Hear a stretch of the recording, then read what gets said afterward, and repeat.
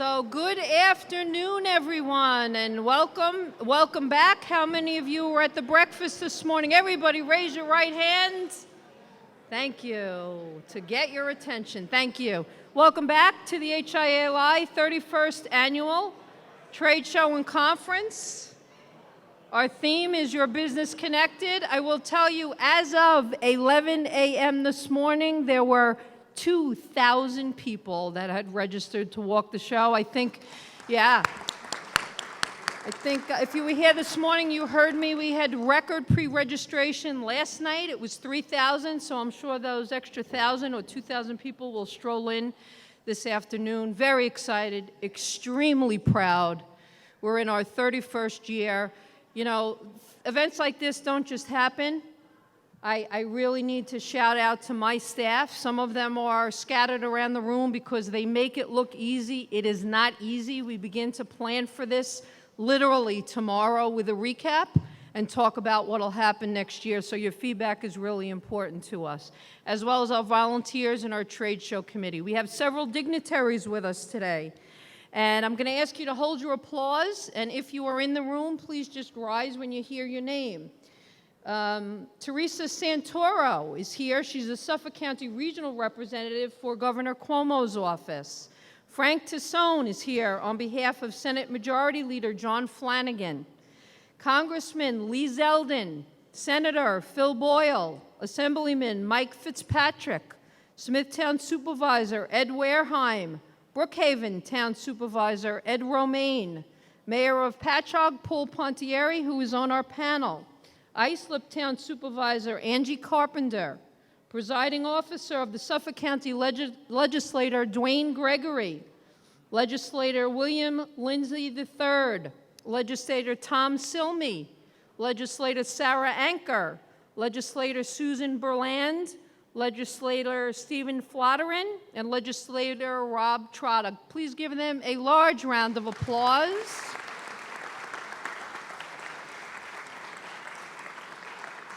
And we thank all of you. You are advocating for us, we know, on a daily basis, not only in business, but certainly for your constituents. We also have several HIA-LI board members in the room. I am very blessed to be surrounded by these people who, on a daily basis, help us carry out our vision, our mission. It starts with our board chair, Mr. Joe Campolo. Absolutely could not do it without him. Thank you, Joe. And I'm going to ask you to hold your applause. If you hear your name, please stand. Mr. Rich Human, Bob Desmond, Rita DiStefano, Rich Isaac, Scott Maskin, Kevin O'Connor, Anne-Marie Scheidt, Mike Voltz, Karen Frank, Arthur Sanders, Alana Zalfo, Chris Vilamos, Alan Lapolis, Jack Kolka, David Manning, Carol Allen, Joe Garofolo, Chris Kent, Bob Corte, Bob Isaacson, John Bauer, and the Honorable Anthony Mineta. Please give them a large round of applause. Did I miss anyone? Did I miss any board members that might have walked in? No. Okay, great. And I will tell you that we've set another record. So there is only one board member out of our entire board that could not make it here today. We've excused her. She's out of the country, Sue Gubing. But again, thank you all for joining us and supporting us. To our major show sponsors, as you walk the trade show floor, your first at what's called the S row or our major show sponsors, to the Suffolk IDA. You'll hear from our friend Kelly Morris in a moment. Bank of America, BNB Bank, Campolo, Middleton, and McCormack, Discover Long Island, Event Pros, Farrell Fritz, Jake's 58, LIBN, Long Island Cares, Inc., the Harry Chapin Food Drive, Mark Grossman, PR, M&V Limo, Nassau County IDA, Newsday, People's Alliance Federal Credit Union, PSEG Long Island, Orbic, Sonation Solar Systems, Inc., Superior Washer and Gasket Corp., Trade Show Solutions, and Winter Brothers. Please give them a large round of applause. Something tells me that was more than the front row, but that is okay, because these are the people who support us. This event would not happen without their help. So today we're going to be talking about Long Island development, obviously development that really reaches the region in a very, very large way. You know, I just read a statistic the other day that new study came out that said 67% of millennials on Long Island are planning to leave Long Island within the next 5 years. Tragic, right? And we talk about that. And as we know, by the year 2025, 75% of those millennials will make up our workforce. So we understand how critical, absolutely critical it is to look at development, to look at improved infrastructure. These gentlemen are leading the way with what we call smart growth, right? They're creating things that are walkable neighborhoods. They're creating things close to transit. They're creating things that are mixed use, both retail and obviously industry and residential. So we're going to hear a lot about these projects this afternoon. You know, I'm particularly proud of the work that the HIA-LI is doing, again, and Joe Campolo was leading with the Hauppauge, the former Hauppauge Industrial Park and the Long Island Innovation Park at Hauppauge. So you'll hear a lot more about that as well. By the way, you know, when you look at the industrial development agencies, no one does it better than helping companies grow and helping companies build. So I'm going to ask Kelly Morris to come up. They are a valued partner from the Suffolk IDA to say a few words. Welcome up, Kelly Morris.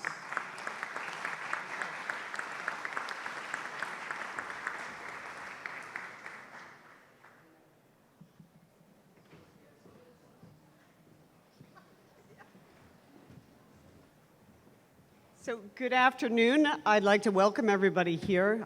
We are very proud sponsors and have been for, I believe it's 6 years now, as one of the lead sponsors for the Hauppauge Industrial Association. We, as a Suffolk IDA, are part of a bigger network. There's over 100 IDAs in New York State, and there are 8 here in the region. And there are several of our partners here today. I'd like to welcome Harry Coughlin from Nassau IDA along with his team. Of course, the infamous Bill Mannix from Islip is here. And I know that Brookhaven, I'm not sure if they're in the room, but Jim Tullo and Lisa Mulligan. We all work together very hard to not only attract companies to the region, but to help companies grow and remain and expand here in Nassau and Suffolk County as a region. In the last 3 years, the Suffolk IDA has had 51 projects. Those 51 projects resulted in $585 million in private capital investment. We've created 8,500 jobs with a combined payroll of over $560 million. Those are numbers that we're very proud of, and as economic developers, they are things that we strive to do on a daily basis. As I mentioned, working with the park, we recently spent about the last year working with Terry and with the board on an economic impact analysis that really produced some astonishing results. I understand that Joe's going to be talking about that today, so we just want to say that we are very honored and privileged to have worked so closely together with them. We know that the park will have every opportunity to reach its potential with Terry's leadership and the boards at the helm. So thank you very much. Enjoy the show today. Enjoy the program. Hope that you get lots out of it and that you meet lots of new folks in the process. Thank you.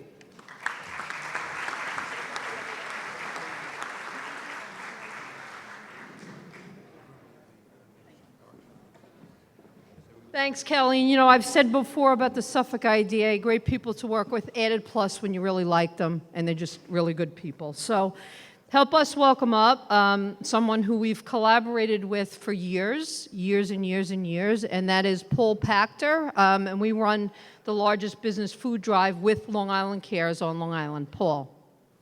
Is Paul in the room? Did Paul walk? There you go. He was standing there on the right.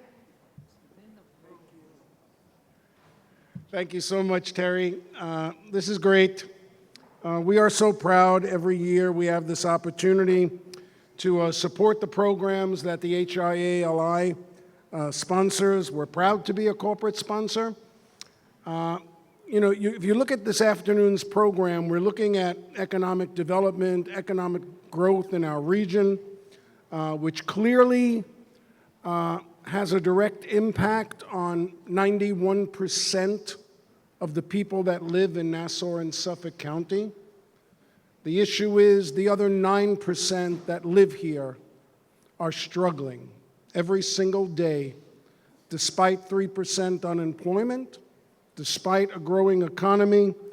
There still remains 272,000 Long Islanders, including 88,000 children who go hungry.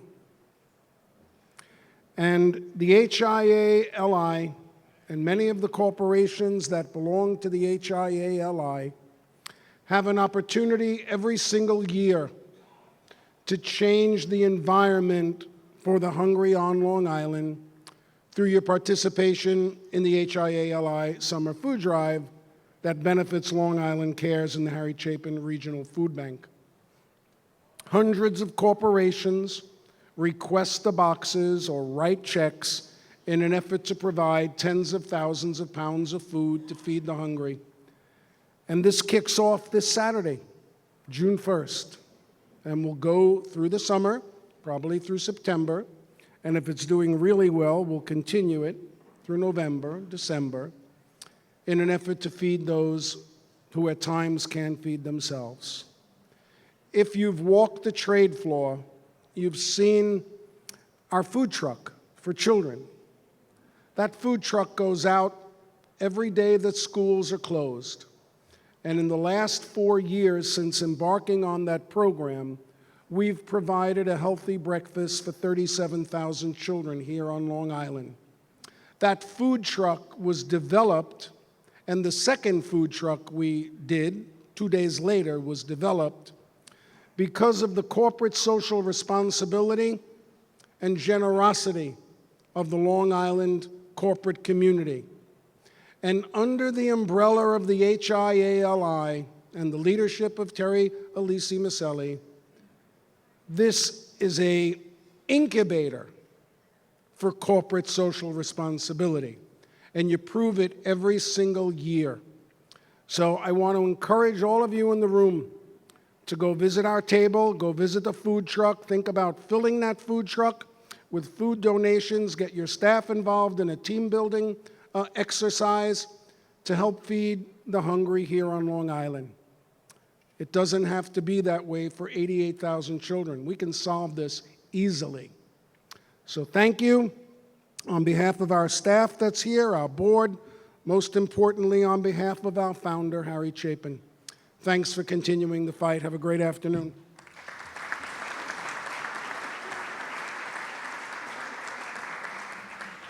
Thank you, Paul. Help us welcome up our presenting sponsor for this luncheon. He will be talking a little bit about Long Island development and introducing our moderator today. He is an HIA-LI board member and the Long Island market president for the Bank of America, Mr. Bob Isaacson.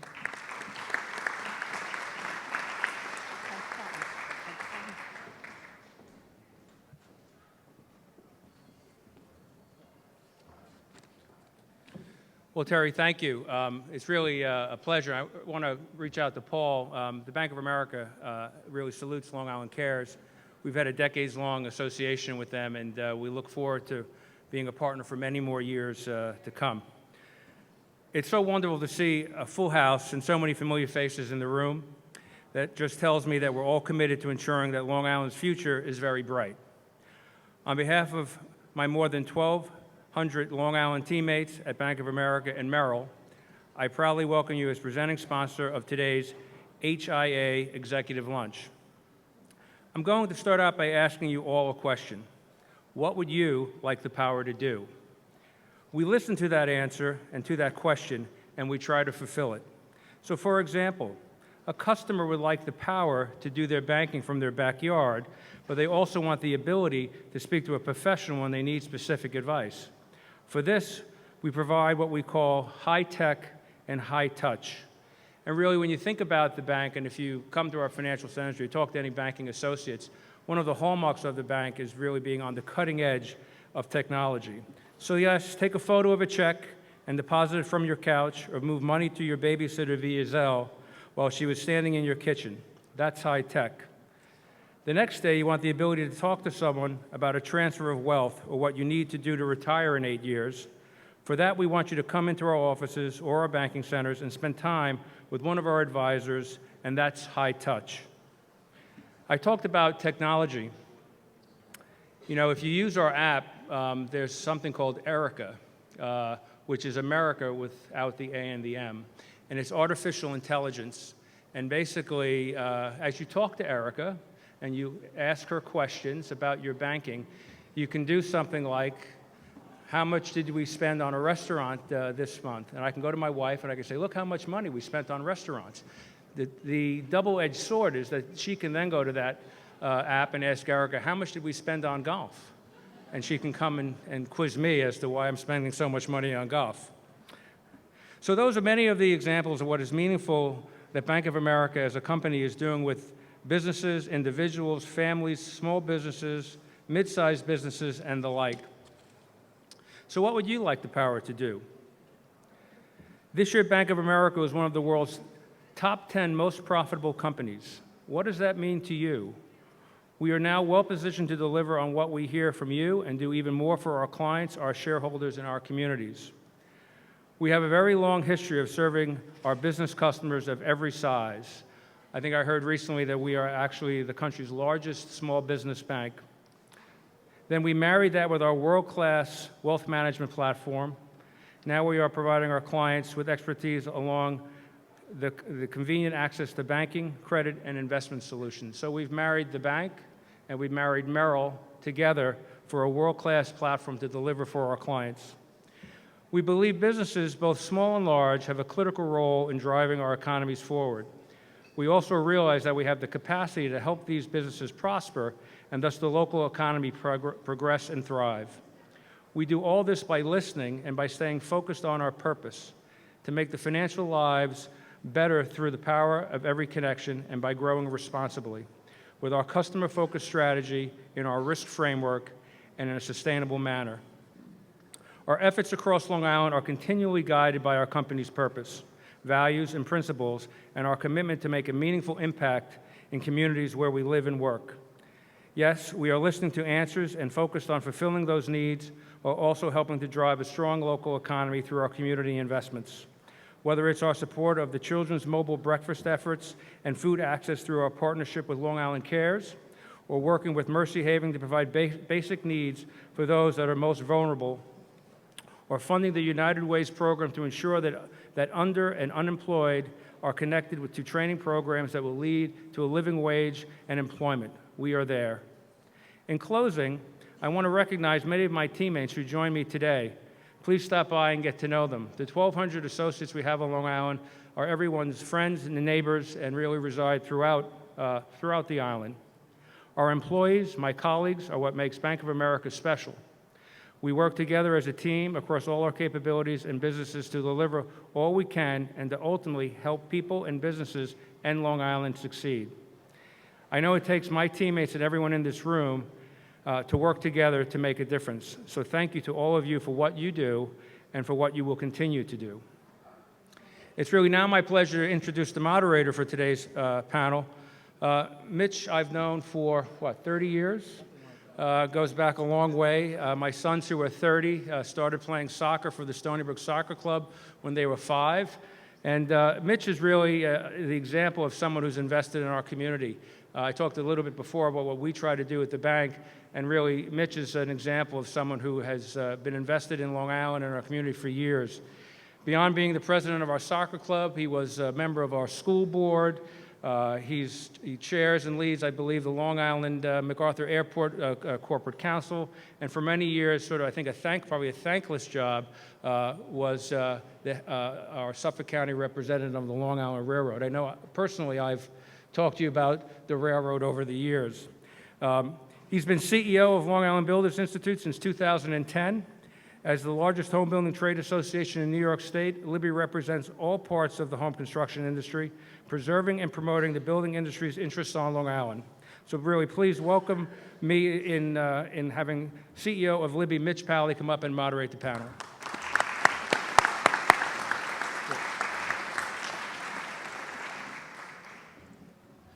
Thank you, Bob, very much. Bob and I have had this conversation. I am a Bank of America customer only because I've lived in my house now for 32 years in Stony Brook, and the bank I started with, Hempstead Bank, has been bought 8 times. Since then, I'm in the same building in Lake Grove. They just keep changing the name on me and sending me new checks, and that's now Bank of America. I understand. It's always a pleasure to come. I think this is my 7th year in a row of moderating this great panel, and Long Island development has changed in that period of time. I remember when we started here, the only person we could thank was Paul Pontieri. And we all said the only example was Patchogue. Now, there are thousands of units and municipalities all across the width and length of Long Island which have realized that the changing demographics of Long Island means that the changing market of housing has to accommodate that. People get married later, they want to build a single-family home later, but sooner or later they want to. But to accomplish that, they have to be on Long Island to start their career. And that's the benefit of providing multifamily housing, transit-oriented development housing, and the other types of housing that is important to our young people and communities all across Long Island. And there are elected officials in the room, Ed and Angie and Tom, who have been very supportive of those efforts throughout the island. And the IDAs, which are now the main financing entity of affordable and workforce housing on Long Island, as Bob Coughlin and I know from our conversations yesterday in Albany on prevailing wage and what it means to the IDAs and what it could mean to the housing community on Long Island. So I'm going to have the opportunity to introduce very quickly the 5 gentlemen who are on the panel. They'll talk about their part in the changing demographics and the changing nature of housing and commercial development on Long Island. And then the main focus of this is to open it up to our audience for questions and hopefully good answers between now and 1:30.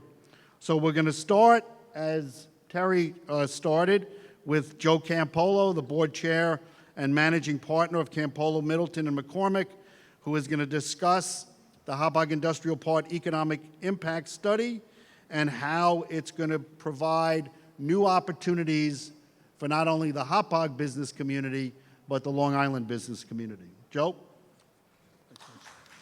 Leave me hanging, man. Good afternoon, everyone. I'm very happy to be here today representing both the HIA-LI as its board chair and the Long Island business community. And while the other distinguished panelists are going to talk today about real estate development, I'm here today to talk about jobs. As anyone who knows me knows, I love Long Island. Except for the 4 years I spent in the Marine Corps, my entire life has been spent here on our island. When I left Long Island to go into the Marines, there was never any doubt I was going to come back here and build my career and raise my family. I attended Stony Brook University, and I loved Stony Brook. And even though I commuted to the city every day to attend Fordham Law School, there was never any doubt that I would remain on Long Island to practice law. And when I decided 12 years ago to open a firm in Suffolk County, many people questioned my decision. Why do you want to open an office in Suffolk County? It's farm country. There's nothing going on out there. And I said, you're wrong. There's an opportunity there. I know it. You see, the reason I love Long Island is because I believe in its greatness, and that belief has never let me down. Yes, we have wonderful school districts and beaches and restaurants and wineries. We have the arts and the Stoller Center and the Engman Theater, and a world-class healthcare and educational institutions. But as a business lawyer, my true passion lies in the amazing and world-class talent we have here in the Long Island business community. This passion drove me to join the HIA-LI. And again, many folks questioned me. Why are you joining the HIA-LI? There are bigger business organizations out there. They can help you grow more. And I said to them, I know there are, but there's something very special about the HIA-LI and the industrial park. And on all accounts, again, I was right. But it wasn't until recently that I realized how special our beloved industrial park, which was recently renamed an innovation park, truly is. As County Executive Steve Bellone recently said, the Hop Hog Innovation Park is the cornerstone of Suffolk County's economy, plain and simple. And while I wholeheartedly agree with this statement, I am here today to expand on it and demonstrate how and why the park is not only the cornerstone of Suffolk County's economy, but that of the entire state's economy, and why these amazing businesses that live and thrive in our park are role models for industrial and innovative parks across the country. As steward of this incredible park, I, along with my cohort, our president, Terry Alisi Maselli, and my fellow board members, have spent the last several years working tirelessly to spread the word about this incredible economic engine. And we have indeed made an enormous impact. One of my proudest accomplishments as board chairman is our success in making the numbers and facts that we learned through the economic impact study we did in conjunction with Stony Brook University so well known. So much so that the park's identity as an economic powerhouse is no longer a secret, but rather part of the fabric and story of Long Island. In fact, our elected officials and business leaders all proudly proclaim that our industrial park is the second largest in the country, next only to Silicon Valley, a fact that was uncovered in our first economic impact study. Building on this, our other cohort, Deputy Director Kelly Morris, of the Suffolk and the entire Suffolk IDA team, funded an opportunity analysis to take a deeper and closer look at the park. Led by James Lima, a national planner who has worked with companies like Google and Facebook to help build their campuses and ecosystems, and by the Regional Plan Association, almost a full year was spent researching to create an opportunity analysis which would show not only what opportunities currently exist within the park, but what the future opportunities can be for the park. I have to admit that during this process I was nervous. What if they came back and contradicted, or even worse, discounted the economic study we had already conducted? Such a conclusion would wash out all the hard work we had done. Luckily, when the report was completed and publicly released on April 24th, all of our conclusions and suspicions about the park were not only confirmed, but were expanded. I'd like to share with you a few of the highlights of that study.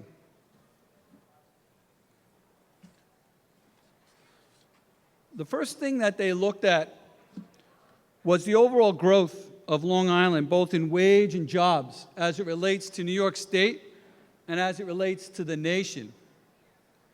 And what they uncovered was that even though we have a $194 billion economy here on Long Island, it's lagging in both terms of job growth and wage growth. And so they needed to look deeper and understand why that would be, particularly since we are an affluent area with very high wages, very high cost of living. That growth should have been more. And what they concluded and understood is that the tradable economy, and folks, just so everybody understands what the tradable economy is, a tradable economy is when new dollars, a business attracts new dollars and new jobs to a region. That's a very healthy economy, because otherwise you're just recirculating dollars. Okay, the person that goes to the dry cleaner then goes to 7-Eleven, then goes to the doctor's office, who goes to Stop and Shop, and it circulates. We're not creating new dollars and new jobs, okay, that way.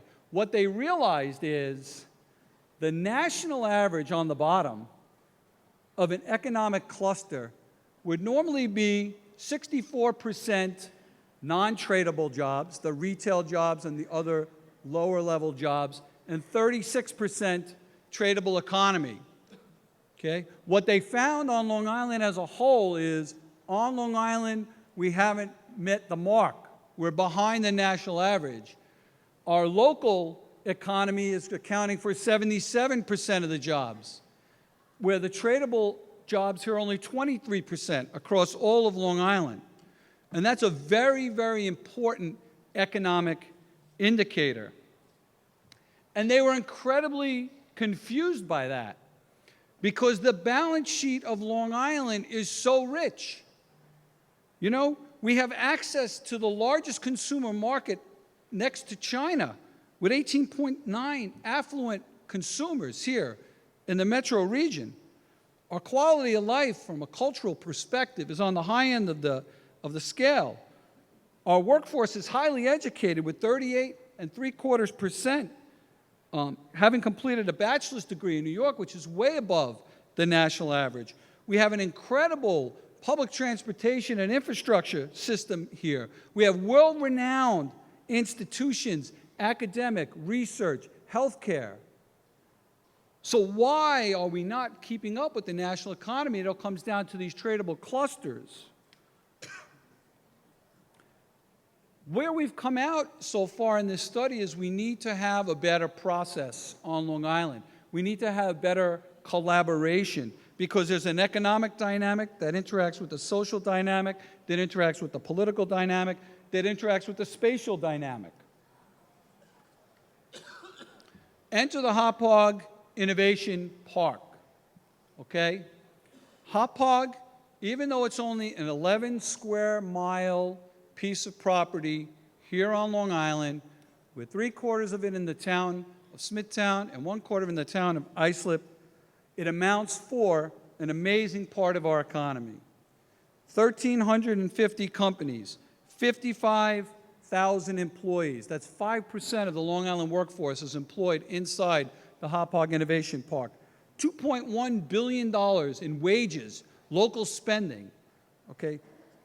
$806 million in income taxes, $2.9 billion in payroll. That was the result of our first economic impact study, which is staggering to see that coming out of land mass that's only 0.2% of all of Long Island. But wait, there's more. The study further revealed that on the left-hand side, while Long Island's entire economy as a whole is lagging behind, with only a local economic impact of 77% and the tradables at 23%, the companies inside the Hauppauge Industrial Park, that little 11 square mile piece of land, is way above the national average. The local industries inside the industrial park account for only 42% of its economy, and the tradable industries account for 58%, 22% higher than the national average, right here on Long Island. That's huge. So because of its central location, and because of the fact that its square miles attract more new dollars and more new jobs than anywhere on the island, and its central location, it's poised to be a conduit to bridge all of those things together. So what are the tradable industry clusters? These are the 9 that economists follow: aerospace, construction, financial services, biopharma, distribution and e-commerce, food processing, business services, education and research, IT and analytical instruments. Those are the companies inside the park that are driving up that percentage. Those are the companies that attract out-of-state and international dollars. Those are the companies that attract out-of-state talent to come and relocate here, which is why jobs and housing are so closely related. They concluded by recommending high-level economic development strategies to help boost Long Island's tradable clusters based on what's going on inside the innovative park. Strategy A was to facilitate business growth. B, attract and retain knowledge workers. We know all this already. C, strengthen training and workforce development. D, promote innovation and tech transfer. E, build connections against businesses, governments, and institutions. And what we all concluded is strategy E becomes the most important tactic here. Okay, we all know A through D, but strategy E, having people that are going to work together to make it all come together and make this jigsaw puzzle come together is clearly the most important thing we can be doing. That's what the HIA-LI is. As stewards of the industrial park, what we want to do, and these are the strategies that we're working towards, what we want to do is we want to be the bridge between government and private industry to help make sure that that relationship stays strong, to help make sure that that relationship does not go into stalemate and that we continue to foster growth here. In a very difficult, challenging political climate, I have to tell you, one of the most rewarding things that came at working on this project was the immense collaboration that existed between Democrats, Republicans, builders, developers, brokers, business people. It didn't matter. We all worked together because we all love Long Island. So now that we are armed with this critical information about the park's economic power, we should all lift our heads a little higher and feel tremendous pride in the fact that we have all contributed in the creation of a world-class ecosystem where we do in fact have we have the greatest concentration of the most innovative and productive businesses on the planet right here on our beloved Long Island. All of our missions now is to accelerate this growth by relentlessly spreading the word that the park is the region's premier hub for growing businesses, and for us all to continue to build bridges between the public and private sectors so we can make an enormous impact. So to all my colleagues who are involved in this work, James Lima Planning, the Suffolk IDA, the RPA, and especially Terry and the entire HIA-LI staff and board, hats off to you for confirming what I have always believed, that Long Island is not just a great place to live, but it is the national model for research, innovation, manufacturing, and building infrastructure. Thanks to this work, when our children are deciding where to live and work and build their lives, Long Island, and Suffolk County in particular, is now a much more viable option. Thank you, everyone.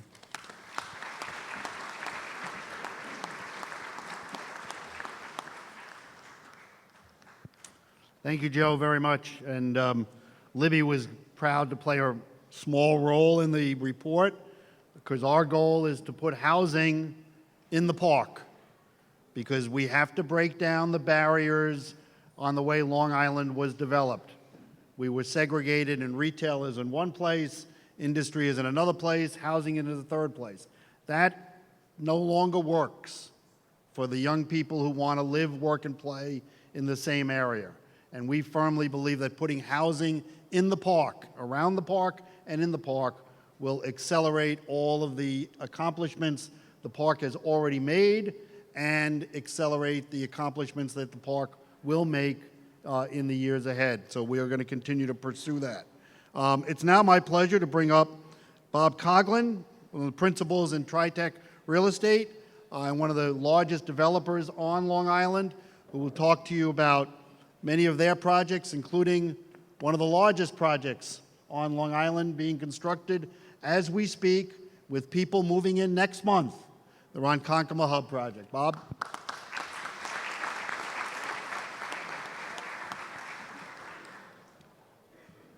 Well, it was refreshing to hear everything Joe had to say, and couldn't agree more. We have a desperate need on Long Island, as Mitch was alluding to and Terry was mentioning about our young people leaving. We have a desperate need to provide more housing opportunities and options for people. And to that end, one of the things we've been focused on, just a little bit about TriTech. Many of you may know about us. We were formed in 1986. My brother Jim and I started it. We've built millions of square feet of commercial space, industrial, hotels, medical office buildings.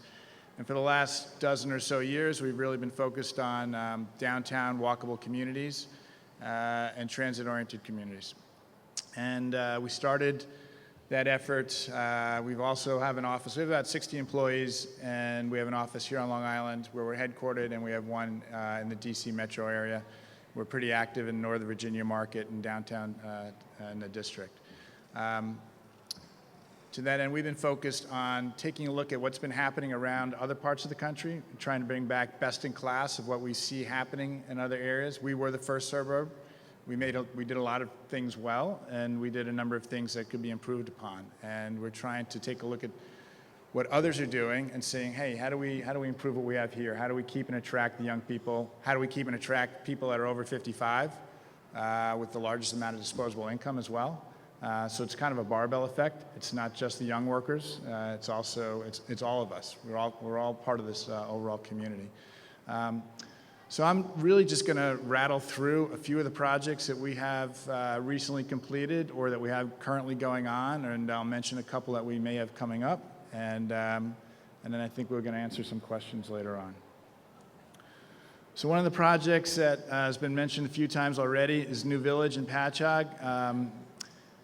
If you haven't been to Patchogue in the last 5 years or so, I'd recommend you go and take a look at it. It's been a tremendous success in revitalization, and I'm not going to steal all of my close friend Mayor Paul Pontieri's thunder, so I'm not going to go into all the background and details. I will say, though, it would not have happened without Paul and his efforts. And while I'm on that subject, I would like to point out I'm happy to see the elected officials here, Supervisor Romaine and Supervisor Carpenter. We work closely with both of them. Without the support of elected officials, none of what we're going to show you would happen. We really need that support, and we're very happy that the two of them particularly are progressive in their thinking about making sure that we're getting those projects built. New Village, we acquired 6 sites in downtown Patchogue. At the time, there was 50% vacancy on Main Street.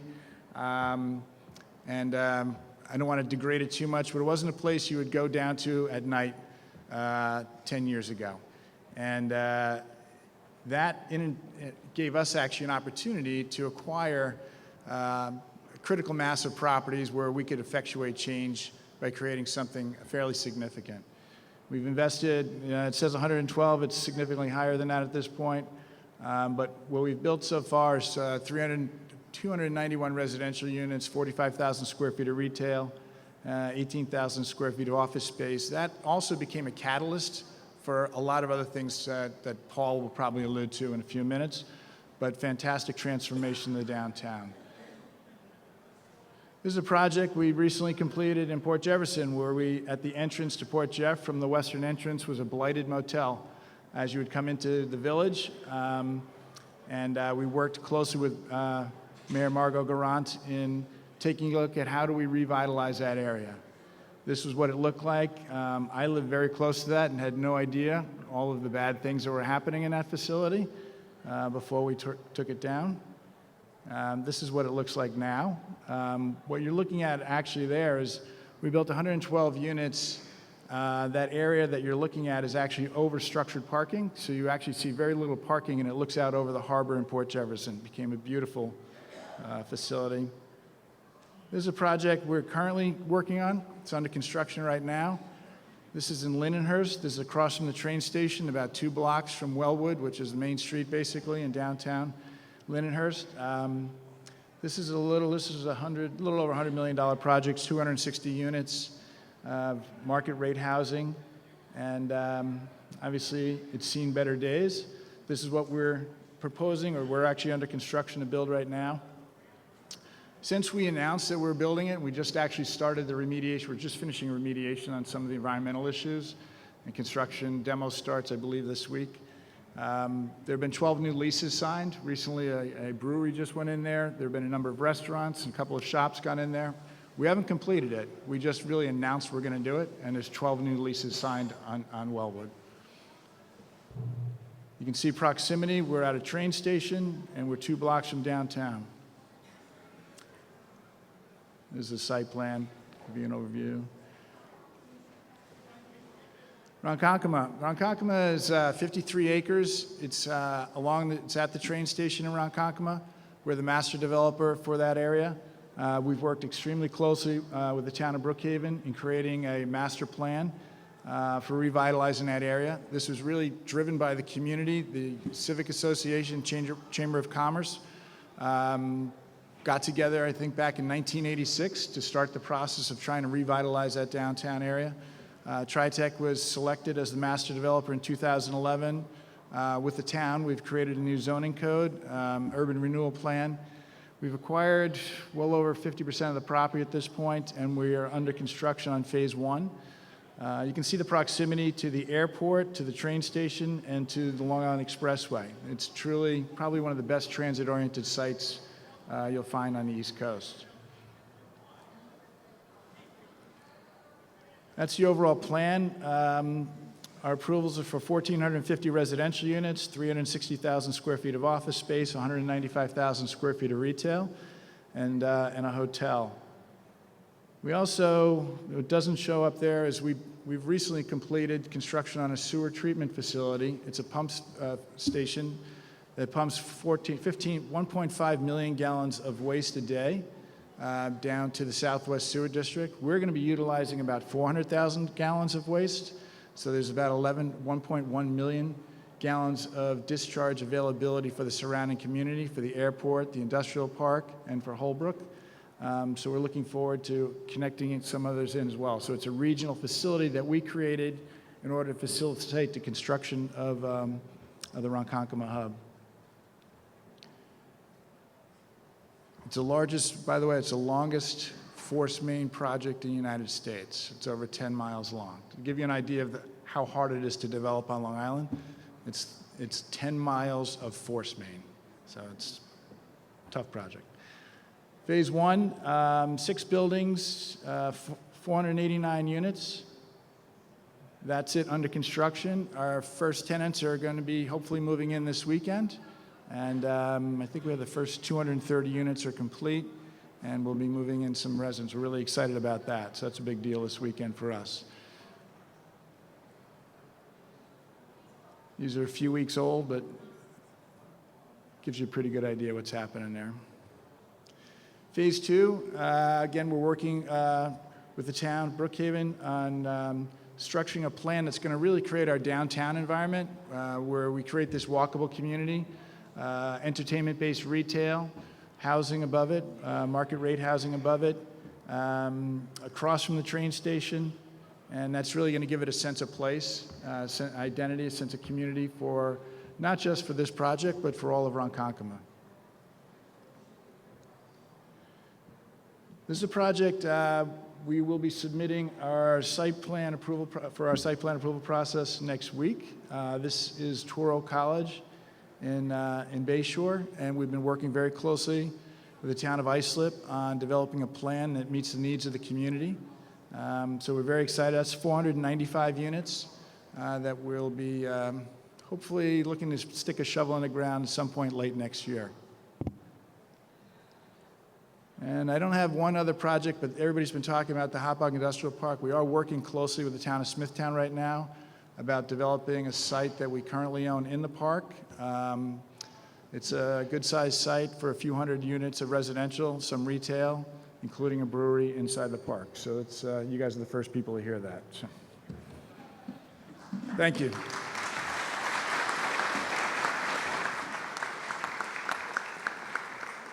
If there's 2 things revitalization needs on Long Island in every community, it's housing and a brewery. You can't have one without the other, right, Paul? You know that. You can't have one without the other in that regard. Next, we're going to have David Wolkoff, one of the principals in the Heartland Business Center, talk to us about the largest development project, hopefully one of these days, like a knock on wood, one of these days coming on Long Island, a Heartland Center. David.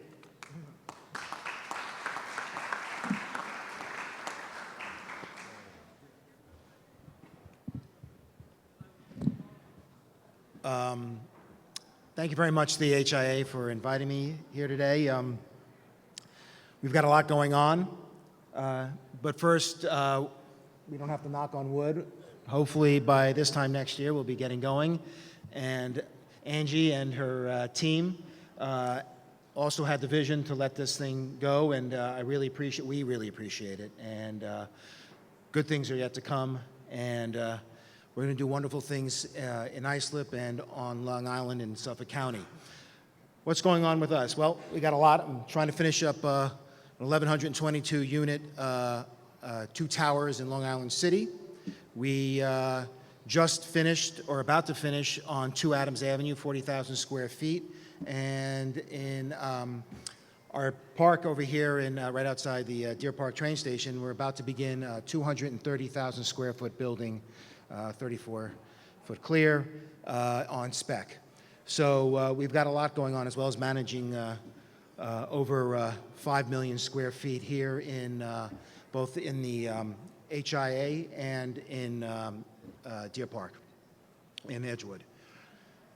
So what's going to happen? Well, we're going to get going next year. We're going to build around 3,500 units. I don't know if they got the video. I came late and I apologize. You got it?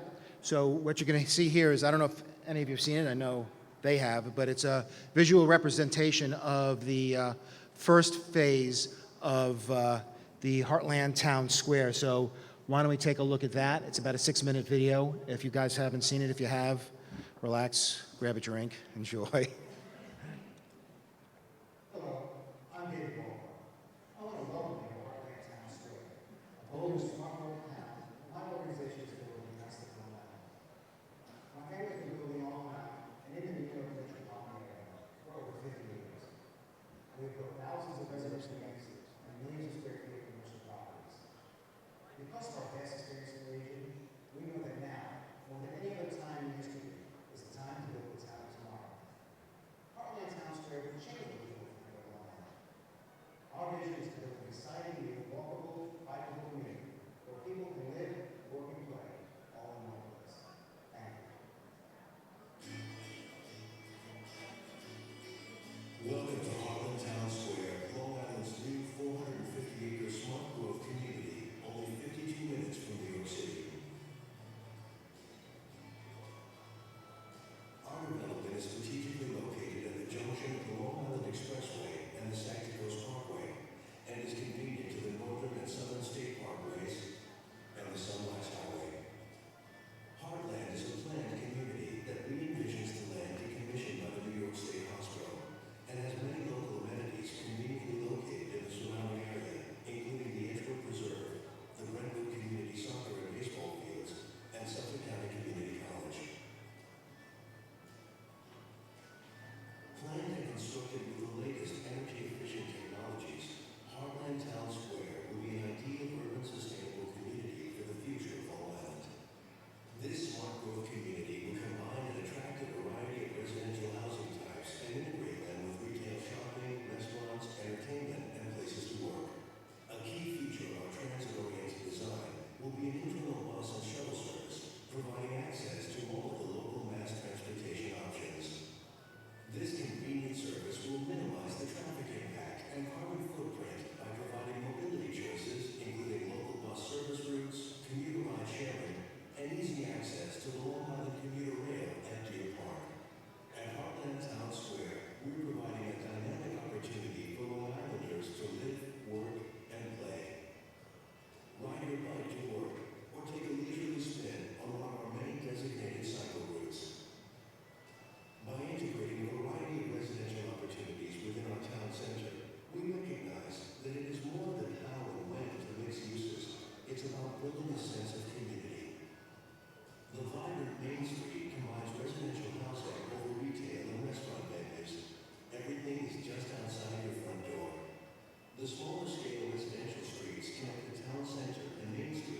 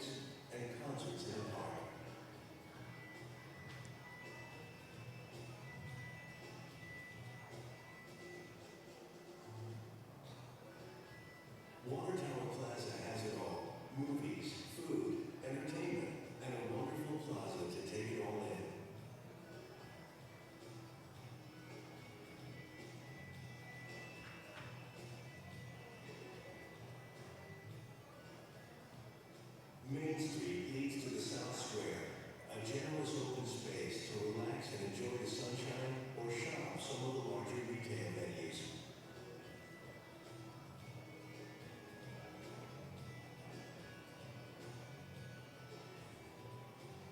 Turning onto Water Tower Place, residential units over ground floor retail create an intimate connection as you walk along the covered retail to the main plaza, the centerpiece of our new community.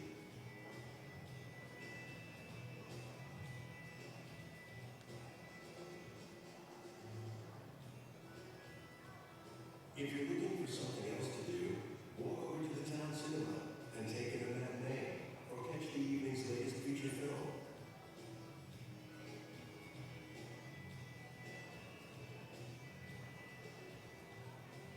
With a wide selection of dining and entertainment venues, Heartland Town Square will provide an exciting environment day and night.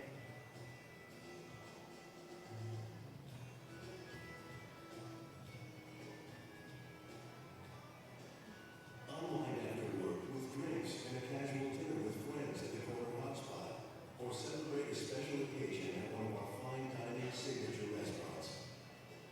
At Heartland Town Square, we are making a place that anchors the community over time. Welcome to Heartland Town Square.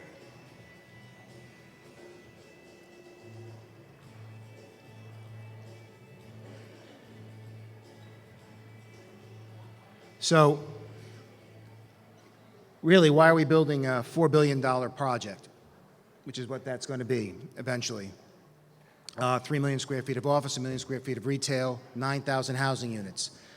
Well, the simple answer is kind of the graphs that you saw earlier. In fact, because we have so many tenants here in the local area and in Long Island, we were listening to them. And what they were what we heard is that they're losing talent.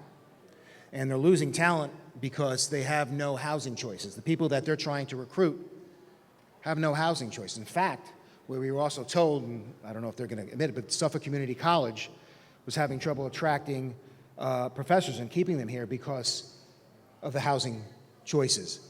So, knowing that we had close to 10 million square feet of industrial and office space here in the area, well, that's our lifeblood. And it would have been easy for us to have bought Pilgrim State Hospital and continue to build the product that we were building. Very easy. It's been pretty successful for us. But at some point, we looked out into the horizon and we realized that that wasn't going to happen. And those graphs are showing it. And all the positives that were talked about here, it is the greatest place to live. Even though I'm from the city, I can tell you Long Island is the greatest place to live. It's got wonderful beaches, parks, we can go on education, on and on and on. But we're not retaining them. We're not retaining the people we educate. They're leaving in droves, and it doesn't take much for that economic situation to flip. It's happened up north in Rochester and all those other places, and when it falls quickly. So no matter how great the HI is and wants to be, if we don't have and keep the talent that we've come to expect and know, well, we're going to be in a lot of trouble. So the projects that you see up here, and I think they all will agree that if we don't find some way to retain them, and I know Islip and the town of Islip gets it because they approved that first phase. So if we don't do that, we're in big trouble. That's the negative. The positive is we got approval. TriTech is building. David is building. We are trying to get these. Is it easy? Nah, Long Island's not easy. Wonderful, but not easy. But soon enough, we're going to keep them here. And as good as we are now, we're going to even be better. And I look forward to being part of that process. Thank you very much.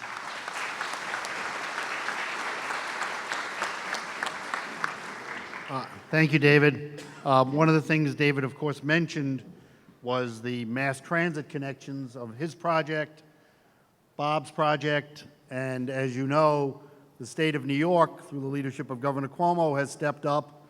That's why we now have second track, and we will soon have third track in the next 2 years. and the railroad, as a result of that, on the Ronkonkoma line, which will serve Heartland and will serve the Ronkonkoma hub and places in between, will be able to increase its service by 40%. That's going to make a direct connection perfectly for people from the west and connect Nassau County residents with Suffolk County residents and homes and businesses. So it's a great opportunity. Everything is coming into play and all of that. And now we just have to make sure those things happen. Two people who came in who I wanted to introduce, since they didn't get introduced earlier. First, the chairman of the Nassau County IDA, Richie Kessel, who is here, and then Nassau County IDA has been instrumental in funding IDA benefits for housing all across Nassau County. And I know the county executive and I talk about it all the time, about the need for Nassau County to change its nature of housing options, and the IDA has been a leader of that. And also the president of Discover Long Island, the tourism industry, of which I am honored to be on her board, Kristen Jernigan. There is no better, I can tell you there is no better cheerleader for Long Island than Kristen. And she's been here now, what, 3 years in that regard? See, we brainwashed her in 3 years. We made that happen in that regard. Next, I'm going to bring up David Panetta, the executive director of Cushman & Wakefield, to discuss the current real estate development market on Long Island, both residential and commercial. David.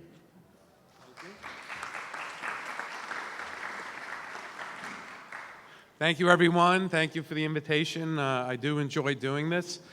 And I get to see my comrades here that, we speak numerous times in different venues. Some are real hardcore real estate, some are fringe, dealing with school districts, meeting in with the accounting firms or law firms. I think Mitch and I actually showed up one time at Cold Spring Harbor Library talking about something.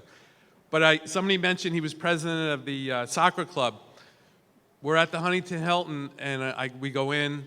I see Mitch over there, and we look at each other like inquisitively, and we go over, say hello, and we're like, what could you possibly be speaking about tonight at a soccer club? But he was president, and I had one of my kids there, so non-real estate. So we have evidence here, right, of some positive things that are happening on the island. We've got more things going forward that I'm going to share with you right now that we're seeing. Last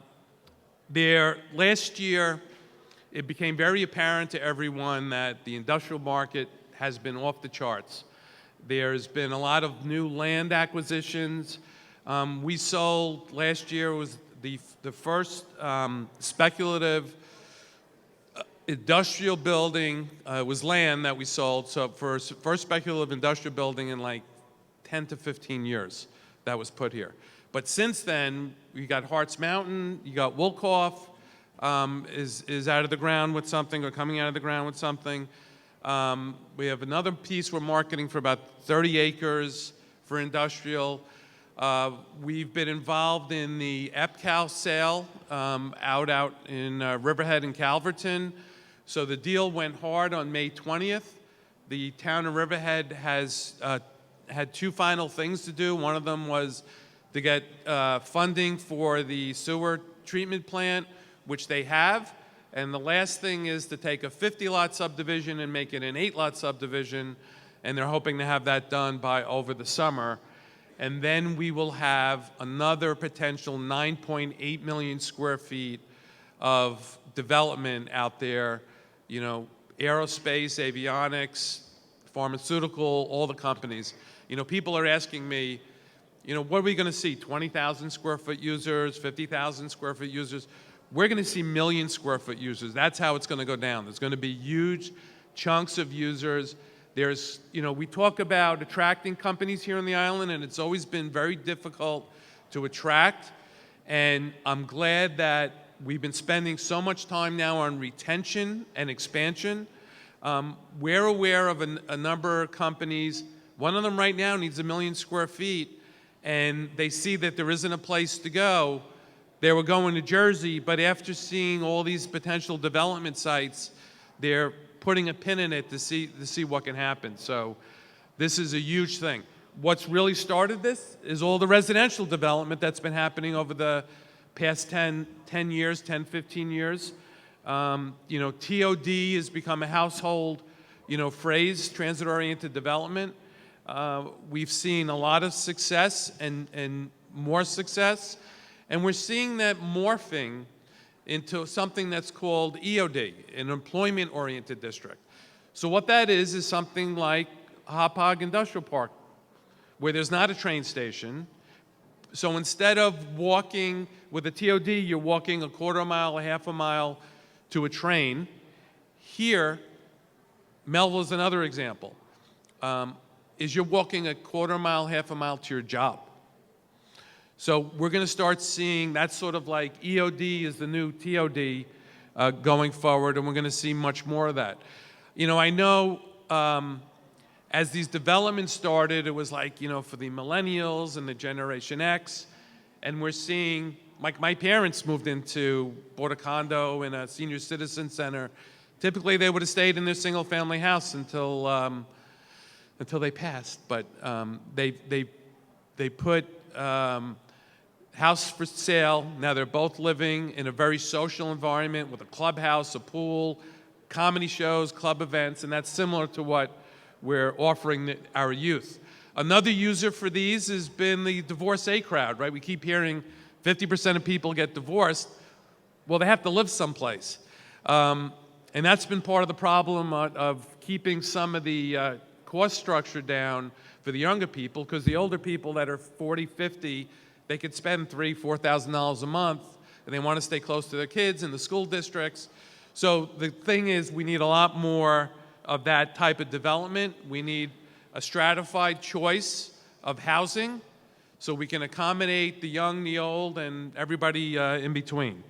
The office market is going to be the next big explosion. There's like been about a 3-year lag to the industrial market.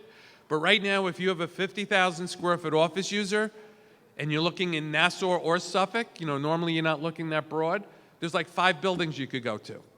You know, there used to be 50 buildings that you could go look at.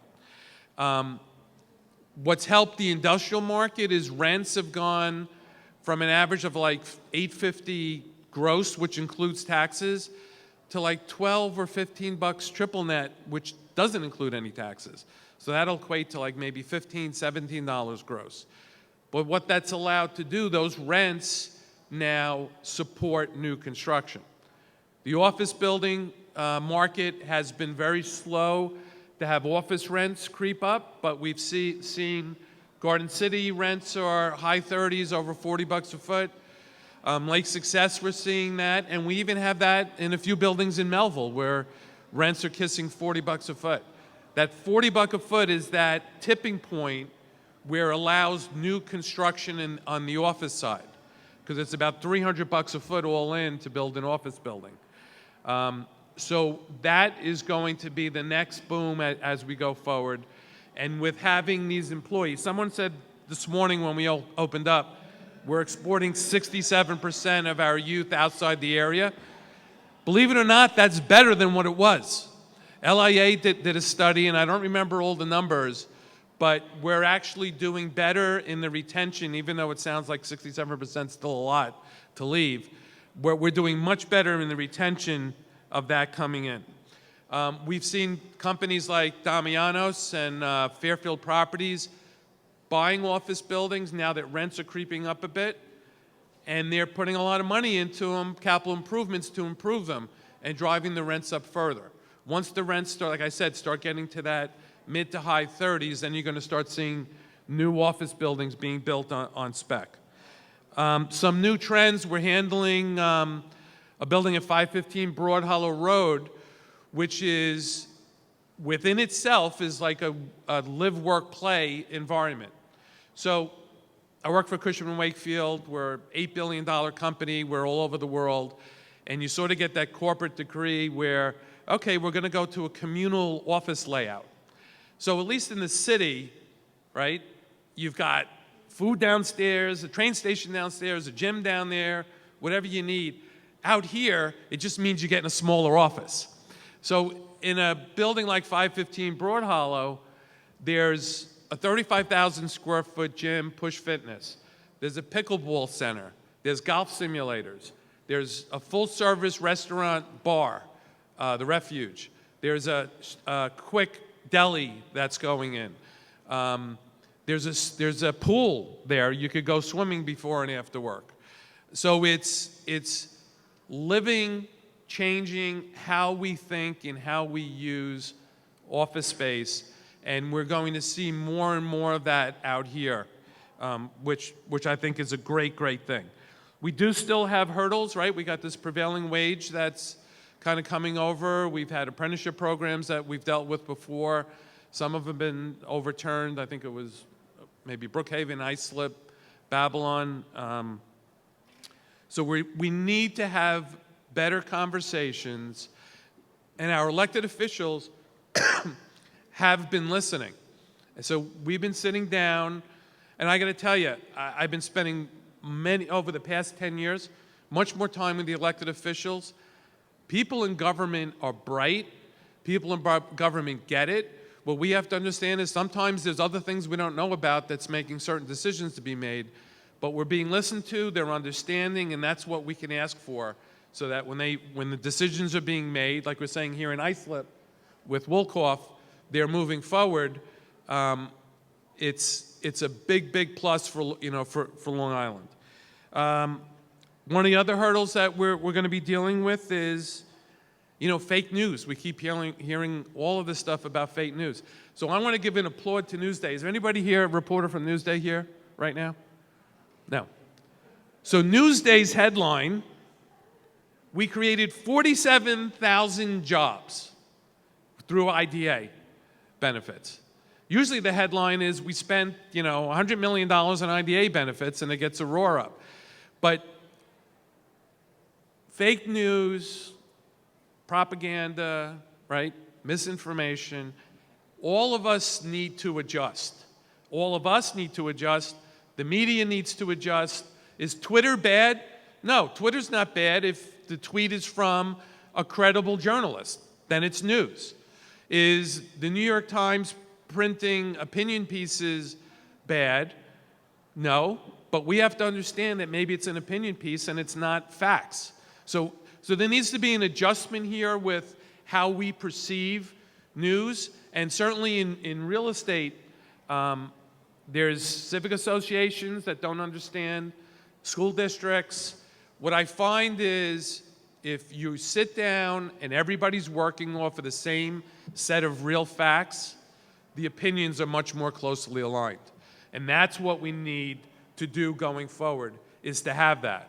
We're on a big upward swell. We want to be able to continue it. And we've got the people here on this panel here and people out in the audience that can do it. Mitch was talking about major infrastructure. East Side access, right, is a huge thing. We've been in and out of those tunnels for 18 years? I don't know how many years. But I think the thing is like totally built, and it still takes 2 more years to get the first responders in and to set up everything. But that's really happening. I mean, that's a huge, huge benefit for Long Island. Triple track and double track, you never think of it. In the morning, everybody rushes into the city, so all the trains are like queued up out here, but there's no way to get them back, to get more people out. So that's a beautiful thing. The airports, right? We don't realize it because we're spoiled. You want to go anywhere in the world, you can go to LaGuardia, JFK, maybe in a pinch you got to go to Newark, but close to here, you could get any place. The rest of the country comes here to go wherever they got to go. I mean, there's a lot of structural benefits that we have here on Long Island. We talked about EOD. So we've got some latecomers to the party. We have Hicksville, right? So Hicksville I think has the highest rider count in their train station out of any on the island. They just had $121 million renovation, which I think is finishing up. There's been a lot of examples with, Patchogue and Huntington Station and Mineola that Hicksville can point at. They're now looking at doing their own TOD over there, do a rejuvenation of that whole area, which is another fantastic news for all of us. In Melville, Ware Associates owns about 5 million square feet of office space. They're looking at, so we're talking about TOD, EOD. So Huntington is contemplating changing the zoning, put an overlay zoning that will allow multifamily residences within a very successful 1970s business park.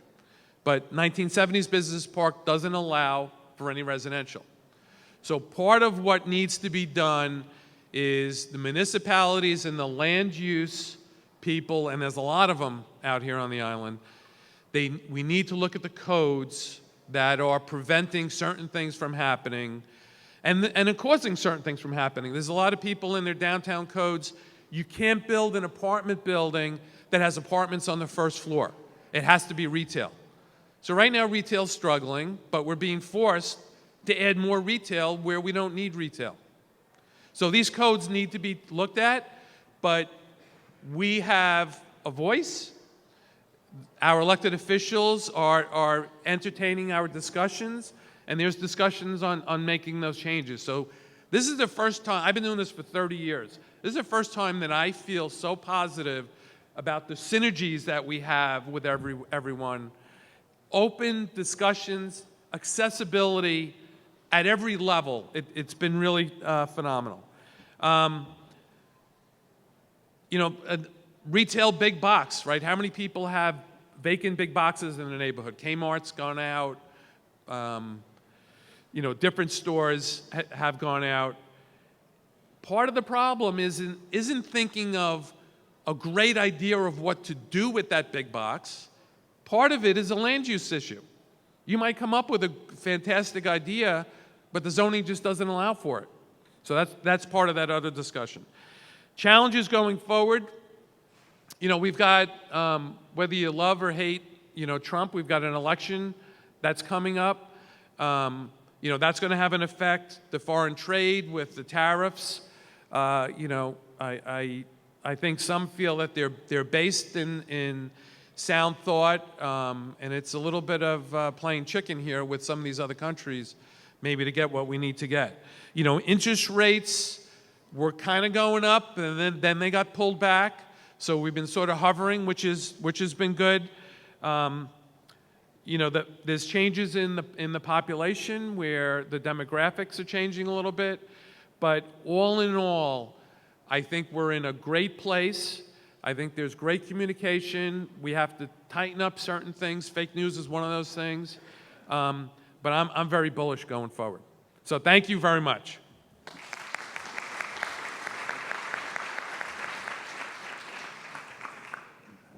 Two things. I'm sure David inadvertently left off MacArthur Airport for my friends from Islip who are here, because you can go anywhere from Islip. For those of us who live 10 minutes away, it's the greatest airport in the world, without a doubt. And secondly, the one thing that David did not mention about why we are finally succeeding on Long Island from an economic development standpoint is we finally now have more golf courses than we have school districts, if you add them all up. And that's an achievement for Long Island over the last 20 years.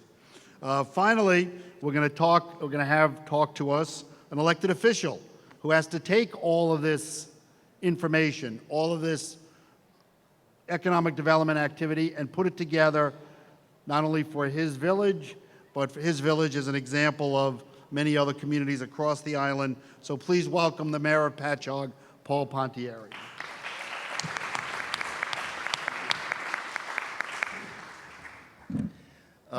I have no pictures for you, and I'll be fairly brief because I think people are getting tired of listening to people.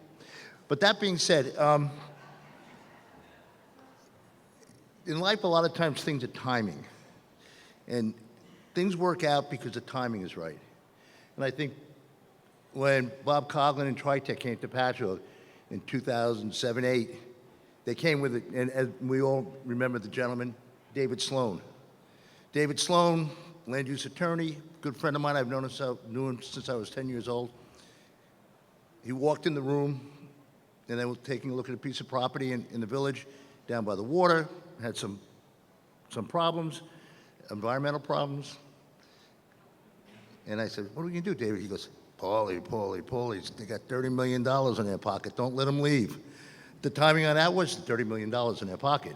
But that being said, David worked with both of us. You keep moving forward with the projects that Patrick had over time. And most recently, Mitch brought up the beer, Blue Point Brewery, Anheuser-Busch.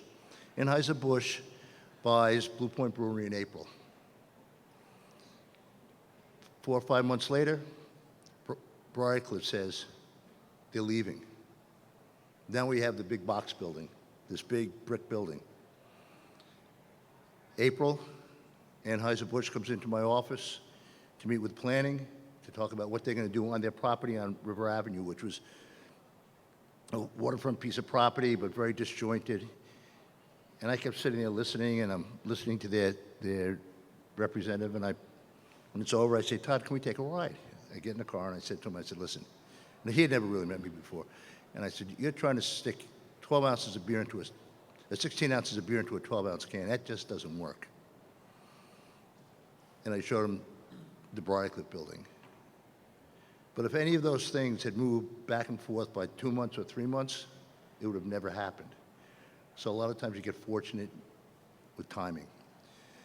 But all that being said is that one of the things that I believe about developments, and you could hear it when you talk about Ronkonkoma Hub, Heartland, that the emphasis they're beginning to put on building community. Patrick doesn't happen without the community that was around it at the time.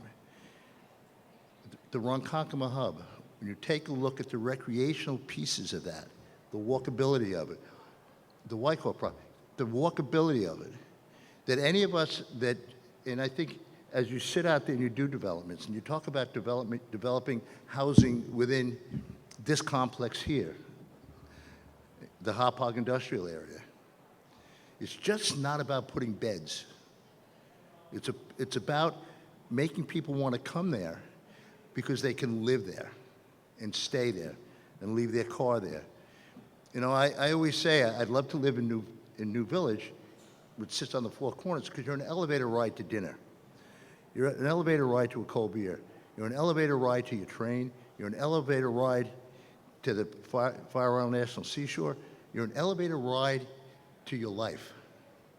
So I think that those kinds of things become important. But housing is difficult at best to build because of cost. You know, whether it's the labor cost, whether it's the property cost, whether it's the cost of product.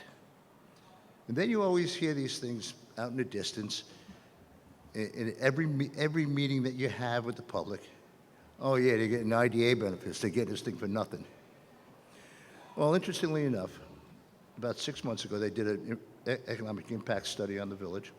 And one of the things that they found, now we've built over 900 residential units within the village. New Village got a benefit. Art Space has a 30-year, 100%.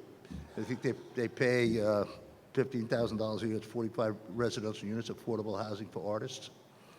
School district is up $5 million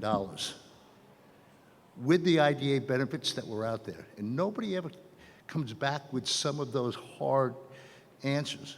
So when you hear this whole issue about IDA benefits, it's a fallacy.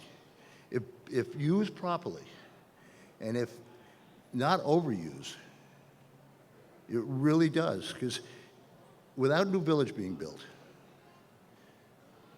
Patrick doesn't happen. Without Art Space coming in, we don't begin to change who we are. You know, when you walk through the village, we have the Patrick Theater for the Performing Arts, standing alone up until Art Space came in, as the only thing that you could consider arts within the village. Art Space comes in, now becomes a dance partner with the Patrick Theater. And we go from being a village that's got a few new bars, a great facility on a corner. But now we have arts and entertainment that goes along with the Fire Island National Seashore, which goes along with the train that takes you into the city. So you begin to develop within that structure that you have all those things that you need to create that community. The values in the homes in the village of Patchogue, you know, one of the things that happened in Patchogue in the 90s and 2000s when prices of homes went through the roofs, when, you know, $400,000 homes, but also became $600,000 homes, and people were taking mortgages, and then all of a sudden, you know, the bottom fell out in 2008, 2009. Value of my house didn't go up, down, or anywhere, so it just sort of stayed flat low. 4 years ago, we remortgaged the house, and it came in at $381,000.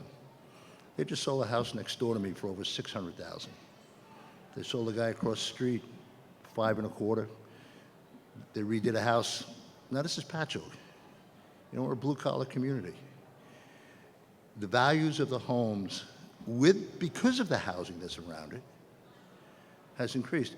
Bob and you made the same comment. You build because you have all this office property that people aren't getting jobs. You know, they're not staying to be able to work in those things and create businesses. You know, one of the biggest issues, and my daughter's one of them, is student debt. We ignore student debt. You hear it, but we ignore it because nobody ever does anything about it. You have to put 20% down now on a $400,000 house. That's 80 grand. Most of these kids, when they come out, they want to go into, they either want to go into a home or they want to go into something that they can be proud to live in and invite people to. When you go into Tritex, White Horse, I would imagine, you're going to see granite countertops. You're going to see stainless steel appliances. That's what these quote millennials want to move into. Or the older guy like me, that hopefully one of those millennials will buy my house. And I think if you think about it, the other half of this whole story is me. Sometimes you do your own things in your own self-interest. And I've talked to a couple of things, and I would say all the time, when I was in Lindenhurst, I spoke, and I said to the people that were there, all us guys that have the hair, that little bit that I have left, the gray hairs, we're going to be looking for a place, and then we're going to be looking for somebody to buy our home. And I think, Bob, when they do their exit interviews, 45%, I think it's what Robert once said to me, stay within a 5 to 10 mile radius of the village. If not in the village, in Bayport, Blue Point, Sable, all these adjoining communities. So that there is such a benefit to create housing for this age group and for this age group. Because I don't want to move into, you know, somebody's two-family, you know, mother-daughter. At the point that we make a decision to sell a house, I want to move into something that has quality, something that I can take an elevated, you know, to dinner, an elevated to the train, and an elevated to the Fire Island National Seashore. So when we talk about housing, we talk about downtown redevelopment, and we talk about those things, it is about the community, it is about recreation, it is about one of the things that we do in a village. We have what one of the trustees calls from storefront to shorefront. We have sidewalks that can take you from downtown to every park in the village, can take you to every school in the village. So when it's 1 mile from New Village, straight down Ocean Avenue to Shorefront Park and the Patchogue Municipal Pool. And along the way, you'll pass Bay Village, which is a condo project. Or if you're going to Fire Island National Seashore, you pass River Walk, which was a Mike Kelly project. But you can walk there. It's walkable. It's part of that community. And it's just the simple stuff. It's the sidewalks. We do the Great South Bay Music Festival this summer, and we'll get 25,000 people over 4 days. We put sidewalks on Ryder Avenue because I kept going right down Ryder Avenue on those weekends, almost running people over because everybody's walking down the middle of the street with baby carriages and bicycles and whatever else it may be. So it is not just about putting housing in the downtown. It's the quality housing. People said to me, when they talked about 291 residential units, why are you letting them put 291 residential units in it? And I said, well, in my mind, at 291, we're getting what we're getting. At 275, you're probably going to get vinyl instead of hardy board. And then if we bring it down to 250, maybe the granite countertops turn to corian. Probably at 235, they're going to sell to some guy out of some place out in Iowa someplace, and we're not going to know who we have. We don't have people that are going to stay with the project. So there's a lot to be said as to how we handle it from the municipal side. But it isn't just about the buildings and the bricks and the mortar. It's what you do with the bricks and the mortar, what the bricks and the mortar bring to the downtown, what it brings to the entire community, and how you put it together. You know, I was lucky. I stumbled into, over time, great people to deal with. And I always come back to David Sloan. He brought in Pulte Homes at the beginning. 80 townhouses, 50% affordable in the middle of our downtown. Donald Felice, who David Sloan was his attorney. Donald put together a local guy, Seacrest Village, apartments. These 900 units have changed who we are. But it's not just about the 900 units, it's about all the other pieces that go along with that. And I'm going to step away from you. Thank you very much.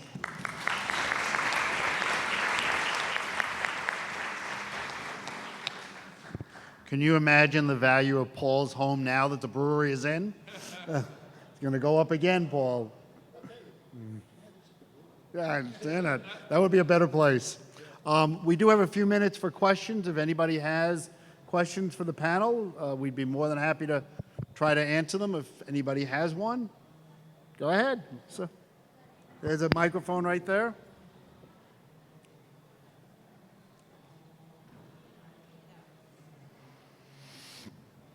So, hi, everyone on the panel knows me, but may not know. I grew up in Hauppauge, about a mile from the industrial park, and then raised my children at the lakes at Honey Hollow, which I think we could call industrial park adjacent, and worked out great.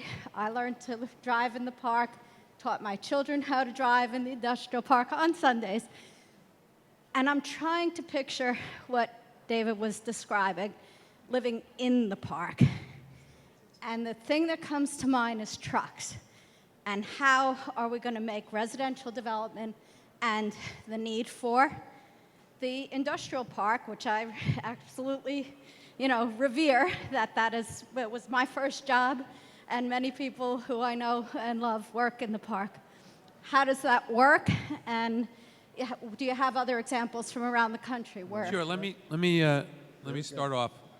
So I actually grew up in Islip, in central Islip, on Connecticut Avenue and Betts Highway, very close to MacArthur Airport. And I go through there maybe 12 times a year to Raleigh, North Carolina. I was through there, and there's Mike Tice is on there's a wall of honor. People are up there. I went to high school, same grade with Mike Tice. I think he punched me one time. He was quarterback for Seattle Seahawks. Tom Black was the coach. He was a coach at the high school. And Joe Bezzetter, I used to race cars with at the bridge out in Bridgehampton. That used to be a 3-mile closed road track, which is now a golf course. So I've got deep ties in Islip. So to answer your question is, so the worst example of zoning and planning is Jericho Turnpike. It's 120 miles long and 50 to 100 feet deep. So what do you ever do with that? I mean, it's like an impossible thing to fix. So you're envisioning taking one industrial building, knock it down, put it up office building or apartment building or whatever. This is all a very high-level plan concept. So what you do, so even the Ware Associates piece, the Huntington Quadrangle on 25 acres that I was telling you about, part of the component is public space. So public space is park, green. There is nothing in Melville that's other than parking lots or building right now. We've spoken to the residents and the civic associations, and they were like, look, come in and do something here. We're afraid on the weekends to even go walking through there because from Friday afternoon to Monday morning, it's a ghost town of concrete. So we would love to see parks, common space, art space. So that's part of the whole concept. It's not just putting apartments on top of office buildings. But it is more difficult to do with something that exists. So that's why this Hicksville thing is very important. It hasn't been rebuilt. So you've got some buildings that are 70 years old that you could buy cheap enough to knock down. Once you go into like a Patchogue now, you can't afford to buy something to knock it down to do something else. That's why density is very important, and that's why the whole plan of what you're doing with transportation, with public space, and how everything works in synergy. The rest of it I'll leave up to you guys, but that's the concept. It's not just putting an apartment building in the middle of somewhere. Bob, you want to add something? It's a good question, and we're still actually wrestling with that a little bit, but we are working with the town, talking with them about possibilities for creating walkable pathways through adjacent properties, creating easements, and trying to foster a walkable community. One of the things that, another thing we're talking to, we've had conversations with the county about a shared ride program potentially, and seeing if we can foster people actually taking bikes, creating bike paths inside of the Hauppauge Industrial Park. So we're not there yet, but we are aware of that as a concern, and it helps our residents, our marketability, if we're able to create that type of environment. So we don't want to create just one little isolated facility in the middle of a park, and we want to invite people from the outside world in, and we want people from there to feel that they're comfortable getting out as well. But, there are examples, but they're not on Long Island. Right. Like Meisner Park down in Boca, where there's, the parking garage is encapsulated within the building, so you don't really see it. There's medical retail, restaurants on the first floor. As you go up, there's office space, professional space, and then the top floors are residential. City Places in Palm Beach, or West Palm Beach, is another example. But there needs to be more education here. Like there's a Mediavilla Farms in Dix Hills, which was trying to be that, initially, that same exact concept, where you have multiple uses. I mean, look, when I got married, I rented part of a house in Huntington Village on Elm Street, so right in the middle of town. When we decided to have a kid, I bought a house just north of 25A by Heckscher Park, but still very close and walkable by a few blocks into town. So I like the movie theater, the ice cream, the park, that whole concept. I live now in Cold Spring Harbor. I'm a 1 mile from town. Not that I walk there frequently, but I like that concept myself, and I'm not a millennial. I think, one of the issues that Long Island faces is, of course, we are trying to redevelop developed areas by changing the nature of our development. Unfortunately, the railroad got there first, was laid out at a time when nobody knew the Hauppauge Industrial Park was going to exist. In fact, the three largest areas of redevelopment on Long Island at the moment, Hauppauge, the Nassau Hub, and Melville, they have one thing in common. None of them have a train station. Right. None of them. Not because they would not love to have a train station, but because the trains were laid out at a time far before this redevelopment has occurred. So we're now coming afterward and trying to use what we already have to redevelop something else. Because we know we cannot continue to go the way we were. We're now having to redevelop Long Island for a 21st century. And I think one part of that is very important, and I think that's the part Paul hit on. The single-family home community on Long Island, where most of us live, should welcome the redevelopment of Long Island for more housing options. Because as Paul said, the person who's going to buy my house in Stony Brook when I decide to sell after I've been there 32 years already lives on Long Island. We don't get too many people coming from Austin, Texas. They live on Long Island to buy your house, and that is what has increased the single-family home value, because there are people on Long Island who want to buy it. If those people are not here already, either in the rental apartments to start, they will not buy my house. And when they don't want to buy my house, the value of my home goes down, as Paul and I said. So it's a complementary aspect of how development works in a community, and Long Island is finally getting to that point where it's starting to happen. And I think you heard that from the 5 gentlemen here. There are lots of projects that are going forward. I think there'll be more coming forward in that regard, and all of them are in that new era of redevelopment. Anyone else have? Yes. Hi. Yes, sir. How you doing? Good. My name is Ken Patrick Johnson, and I just want to thank everybody on the panel for all you do towards not only the development, but the progression of this island that we all love. As a 33-year-old millennial and entrepreneur, I love, Mr. Walkoff, that video and the vision that your firm has for that area, because I plan on utilizing some of that space when it's finally built. So kudos to your firm. Mr. Panetta, the question was for you. You know, I'm a big Huntington guy. I've seen you, doing your thing in Huntington. Do you think, in your honest opinion, you always hear Huntington Station revitalization. Do you think that that's going to actually happen? I mean, shovels in the ground. I know we have Renaissance, we have Avalon, but there's always talk. There's civics in Huntington. I don't even have to get into it. You know where I'm going with that. What is your opinion and what do you think timeline on the actual revitalization of Huntington Station? So I'm currently a member of the Huntington Planning Board, just so everybody knows, and I was vice chairman of the Huntington Economic Development Corporation, which main focus was Huntington Station. We have tried diligently, and I've been involved since the EDC was started like in 2003. All right, we're in 2019. There is always a fight between the chicken and the egg, where residents say, "Well, we don't have a real grocery store.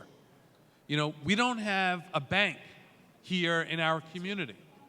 And you try to explain to them is, look, there's a balance right now with what you're spending in the community and how much you're spending and what retailers or services are in there. You need to change the demographic, and you're going to change the disposable income in order to change what retailers and stuff are coming in there. So that was a difficult sell. So if you're in Huntington Station, were you there during the whole Avalon Bay fight? Yeah, I mean, that had to be the worst thing on Long Island was that, and they came in twice. Finally went through, and it's funny because we're trying to force a development in Huntington Station, and you see the pool, the barbecue, the clubhouse, and people are saying, this is going to drive down the price, the values of our homes. And I'm like, this is going to drive down the prices of your homes? So what's happened, if you go through Huntington Station now, all right? So if you went through back in 10 years ago, parts of it were rough, right? We had our meetings, our EDC meetings at the community center, and I got to tell you, coming out was tough walking out. We walked everybody to cars, and I was like, okay, now I'm left alone. What the hell do I do? It was an area that needed rejuvenation. If you go there now, people's lawns are manicured. There's no more cars on blocks. Even the apartment building, it was the single story. I think it's called the Eagle Rock or something. They put so much money back into that because they were like, okay, now we got Avalon here. We're going to put this, put this in here. You've got new development there. You've got a great train station there. What I was telling you before about the fake news, that is a topic all of itself, and we need to spend, a couple of hours talking about that. But once we got, and I know all the community leaders there, once you sit down and everybody's working off the same information, the opinions are very much more similar. And, I think if you talk to any of those people now, they're thankful that, Avalon went in. Here's a statistic. Avalon's 30% of the residents that are renting in Avalon are within a half mile of the building, okay? So there was a second component that Beechwood organization built, I think it was like 80 units. So 20% of those units were sold to people that were living in the Avalon complex. So everything that we're saying is held true in fact, that when you go through these areas, people want to live there. And then the same thing with Huntington Village. Huntington Village is not hurting. But having more apartments, younger people, we're seeing that there's different retail that's coming in there as well. We need, and listen, I've got a kid who's in a first year in college, second one is a junior in high school. I don't want them to go somewhere else. I want them to come back here with me. But to answer your question, it's going to happen, and it's been slowly happening. But I think as we get more examples of success there, the community will back it, and then the public officials will be more comfortable moving forward. And one other thing on that, one of our members, Blue and Gold Homes, just opened an apartment complex with 20 units. He bought the property across the street. He's going to be building there. And he has plans for a couple of other of the areas around there. So I think you're going to see Huntington Station. But what they also need is a sewer expansion. Yeah. They need the sewers to be able, and if there's anybody who knows about sewers, it's Paul Pontieri, who has his own sewage treatment plant. But they need an expansion of sewers in that area also. But I think you'll find that that will be a major, major redeveloped area in the village. With that, I want to thank everybody for coming. We hope you've enjoyed it, and enjoy the rest of your day here at the HIA Trade Show. Thank you very much. Always fun. Thank you, sir. Always.